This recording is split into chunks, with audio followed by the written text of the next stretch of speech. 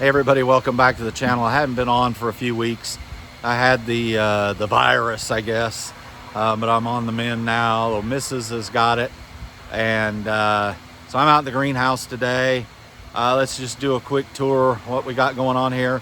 It's the middle of November. We're about 30 days from our winter solstice here in the northern hemisphere. So December 21st is our shortest daylight day of the year.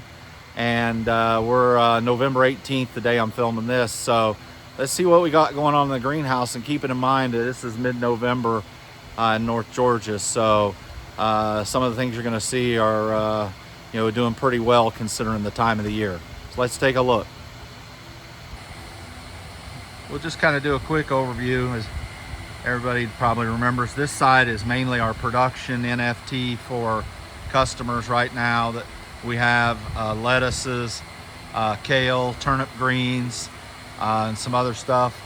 This side is our Beto bucket side. We got some empty space. We're actually got some onion starts going on in there, and we're gonna plant probably here in another month or so. We're gonna plant about 10,000 onions. We got about 2,500 in those plug trays already, and then this week we're gonna seed the rest of them. So you just got various stages of lettuce going on here.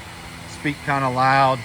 Experiment we've done, you see these big greens here, and here we cut some of these this week. These are turnips. Look at these monster turnips growing and splitting the net cups. But we're not harvesting the turnips. I do want to try them and see how they taste. We've been cutting greens off of these for about a month, and the greens are wonderful. They're real tender, and they get huge, as you can see, and the customers love them. So we harvest those. Here we got our next round of kale going. We're going to up our kale production. The kale's been doing great. We got some spinach going in here, and so we'll be starting to do multiple harvests on our spinach. This is the kale we've been cutting on for about 10 weeks, and it just keeps producing. Pretty much almost like the rings on a tree.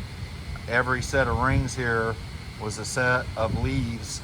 So you can just count, 1, 2, 3, 4, 5, 6, 7, 8, 9, 10. We probably been going on these about 12 weeks. Just these 3 channels, 18 plants in a channel. We get about 1.5 cases to 2 cases a week of kale off of these. And then we just have, again, lettuces. These were some that bolted. We're not using those. These are some that didn't sell. We'll feed these to the horses.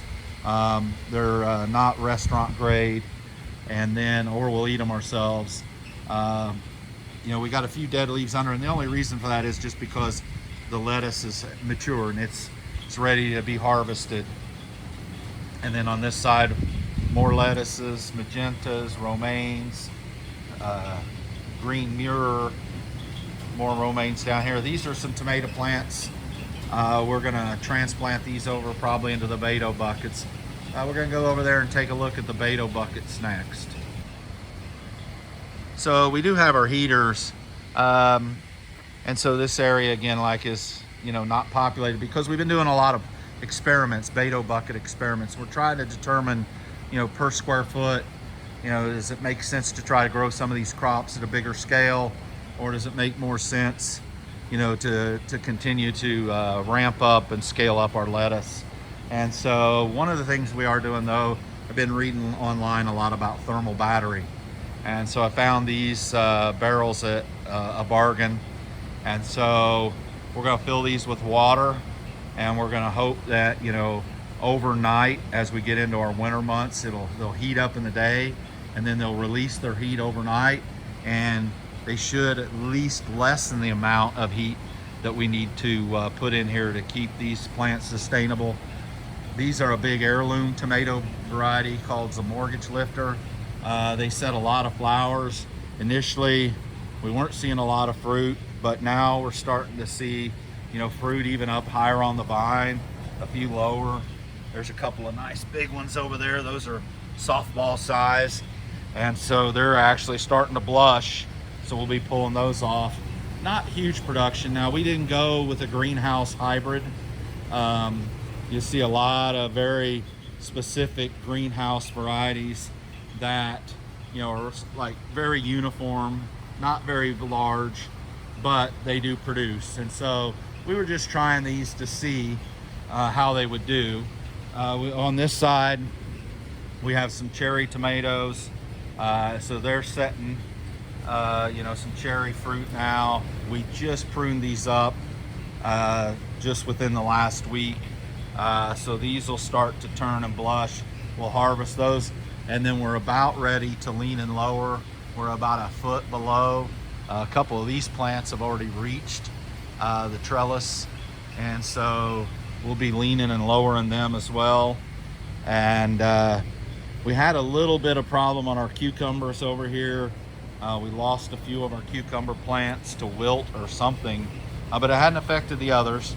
But we got some other cucumbers growing, and we'll be transplanting them in. But we're getting some decent cucumbers. I've harvested off of these already. There's probably 15 or 20 cucumbers. We got about 12 plants in here. So, and we've been pulling cucumbers. This is an experiment, and they're doing wonderfully at this point, are artichokes. Now, artichokes, much like garlic, they need cold weather vernalization. So what we're hoping is on these betos that we'll pull the water off of them when we get some cold nights, which should be soon. We'll take them out and we'll set them outside. They'll have plenty of water in the reservoir or the bucket, and we'll let them vernalize or get their cold weather shock, and then hopefully we'll bring them back in, and then they'll start to put on their flowering shoots, which is what the artichokes format. We're actually then hoping that we can maybe even transplant these out, because in our area these can actually be perennial, and so they'll survive winters here, and they'll grow and spread and proliferate outdoors. So we're starting them in here, and then we're hoping to do this every year, and we can just start propagating them out into our fields, and then have, you know, a pretty good size artichoke production coming out of it. So those tomatoes I showed you earlier, I think we're going to stick them in over here. These are Brussels sprouts, and so we've been harvesting some of the leaves and pruning them, and we are seeing some sprouts, I believe, in the junction between the leaf and the stem or the stalk, but it's taken them a while, and they are a colder weather variety of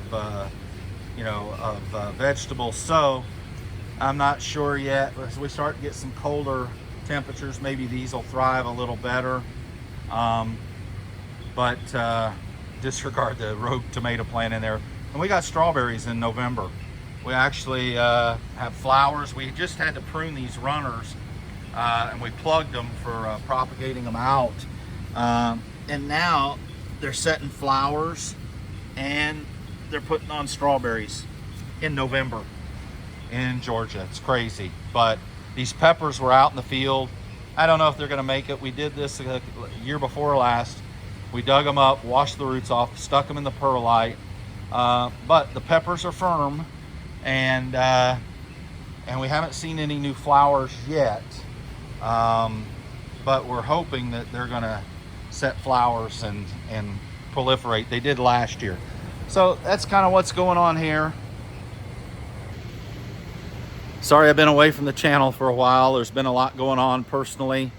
Our daughter has moved away, and she's doing some equestrian cutting horse work out at a big performance cutting horse operation out in Texas. She grew up riding, so it's a dream come true for her. She's working hard, but it's a great opportunity for her. We'll talk more about that. I think Becky and I, when Becky's feeling a little better, we're going to do a video kind of update on our boat trip that was supposed to start now, but is probably going to be delayed a year just because of our daughter moving. That happened just in the last 30 days. And then our quest for the farm manager finally happened, but we we got to get him trained up and comfortable here, and we don't want to just throw a avalanche on him all at once. So we're gonna delay that, but we'll talk about that in another video.